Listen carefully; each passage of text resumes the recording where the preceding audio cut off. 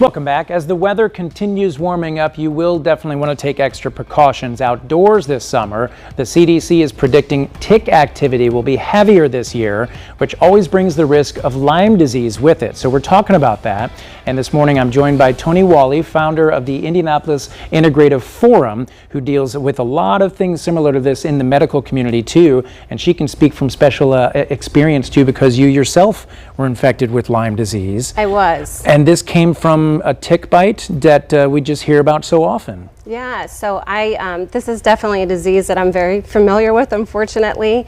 I never had a known tick bite. I think there's so many misconceptions around Lyme in the sense that nymphs are so small that sometimes even if you check yourself regularly coming outdoors, you don't necessarily see those.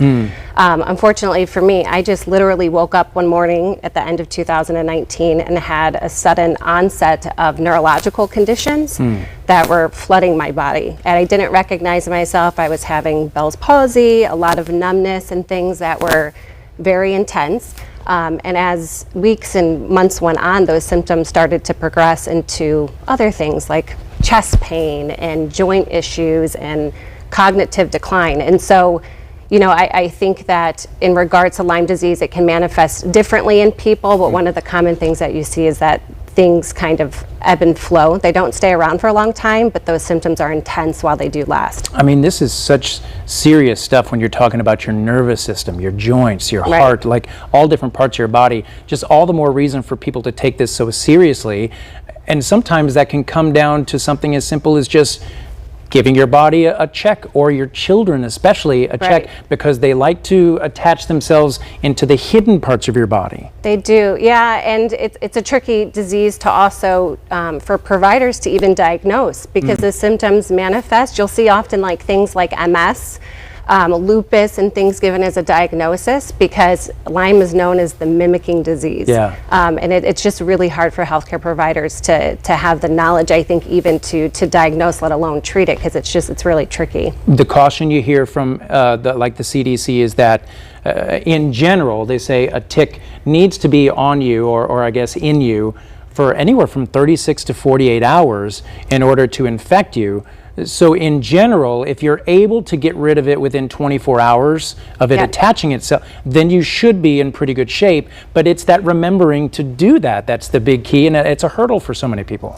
It is. It's definitely a hurdle, and I think some of the people with Lyme disease that you see have chronic illnesses, they are known as having chronic Lyme because they weren't fortunate enough to see those tick bites, which is what kind of geared me to start this forum that I started, because I think part of the problem is that there's not enough knowledge around this disease, and so I've brought a community of healthcare providers together where we do have experts in our backyard that can help educate other practitioners here locally, just so patients have kind of like, you know, an arsenal of different providers to choose from when they're looking for care if they find themselves in the position that I was in. Right now, I mean, I know the CDC, they have their own section of their website dedicated to this, so there's a ton of information you can learn about there. For folks at home, though, from where you sit, what's the caution, or I guess what's the biggest thing people really need to keep in mind when they're heading outdoors in the summer? Yeah, just to stay protected. You know, you want to stay covered up. You want to make sure that you're checking your body when you come indoors. And I would say just try to find a healthcare provider if you do have symptoms that is going to walk along that side of that journey with you, because it can be a long one. And you, for healthcare providers too, the indianapolis.functionalforum.com, you can provide, or see on there, local educational opportunities where you can learn more about it, because patients need to get help very quickly, to your point, and not let it kind of sit dormant and manifest in your body, because it can develop into something more serious. Something really to keep it top of mind as you're heading outside. We appreciate you coming in and your time so much, and what you're doing related to all this for the community too. We really appreciate it. Thank you. All right, thanks so much.